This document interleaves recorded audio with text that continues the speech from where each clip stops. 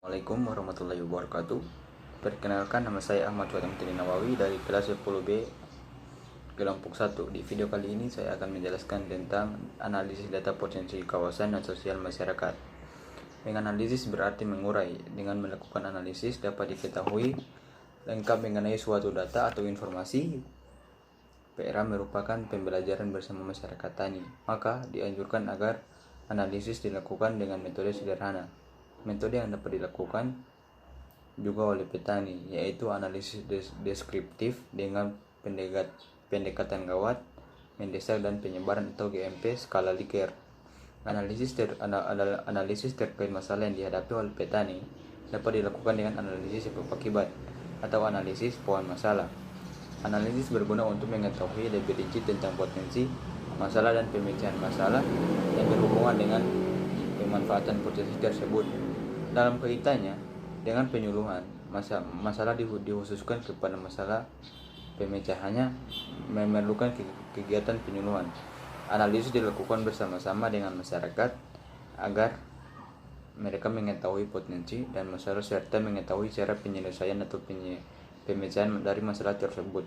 Dalam menganalisis diperlukan pertanyaan-pertanyaan yang jawabannya diharapkan memperkaya informasi mengenai potensi yang telah teridentifikasi. Contoh cara menganalisis terhadap suatu potensi masalah.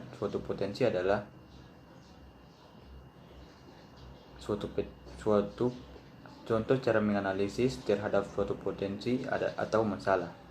Sekian dari saya. Wassalamualaikum warahmatullahi wabarakatuh. Assalamualaikum warahmatullahi wabarakatuh. Perkenalkan, nama saya Ahmad Bedinejad, kelas 10B. Hasil yang diperoleh dari alat pra-sketsa desa menyatakan bahwa di desa terdapat lahan tidur. Informasi tentang lahan tidur perlu dianalisis seperti luas, letak, penyebab, pemilik, apakah perlu dimanfaatkan, dan sebagainya. Tujuan akhir daripada analisis tersebut adalah ditemukannya potensi, masalah dan pemecahan masalah sebagai bahan untuk membuat rencana penyuluhan.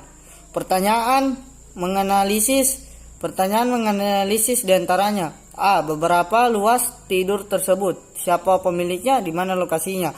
B. Mengapa bisa ada lahan tidur.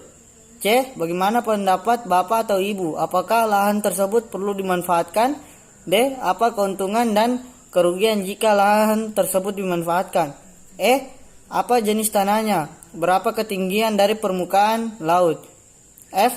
Apabila lahan dapat dimanfaatkan akan ditanami tanaman kehutanan jenis apa sehingga bermanfaat. G. Apakah iklim, jenis tanah dan hal lainnya memungkinkan untuk ditanami jenis tanaman tersebut.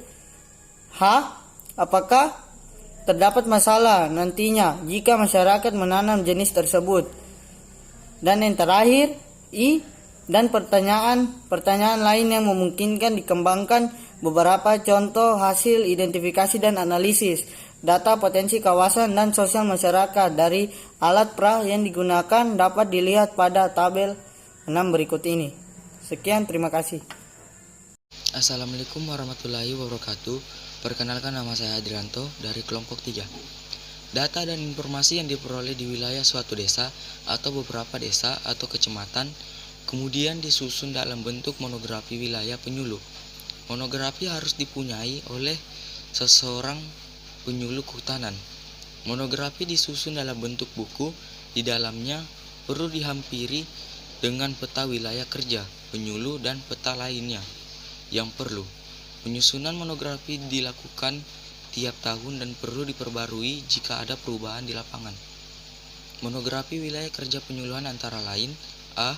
Keadaan agroekosistem wilayah meliput 1.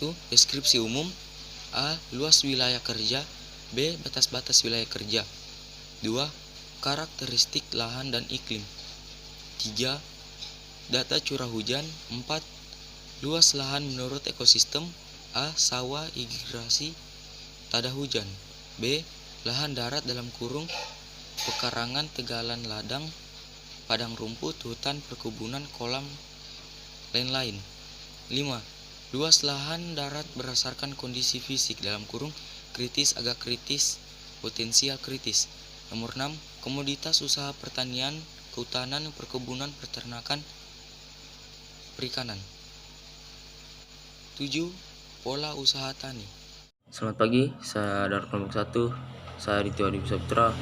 Kali ini saya akan membacakan sumber daya manusia. Sumber daya manusia. 1. Penduduk jumlah total, jumlah berdasarkan pendidikan, mata pencarian berdasarkan jenis kelamin. 2. Kelembagaan tani. Kelas kelompok berdasarkan komoditas yang diusahakan. B. Jumlah anggota kelompok, tingkat penerapan teknologi. C. Penunjang. 1. Kelembagaan penunjang koperasi, kios, prodi, bank, pasar, dan lain-lain. 2. Prospek pasar. 3. Rantai pemasaran.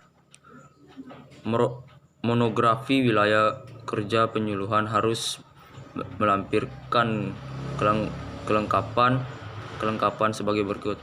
A. Peta tamtik adalah peta yang menggambarkan tema di suatu tempat seperti 1. Peta wilayah kerja penyuluhan kehutanan.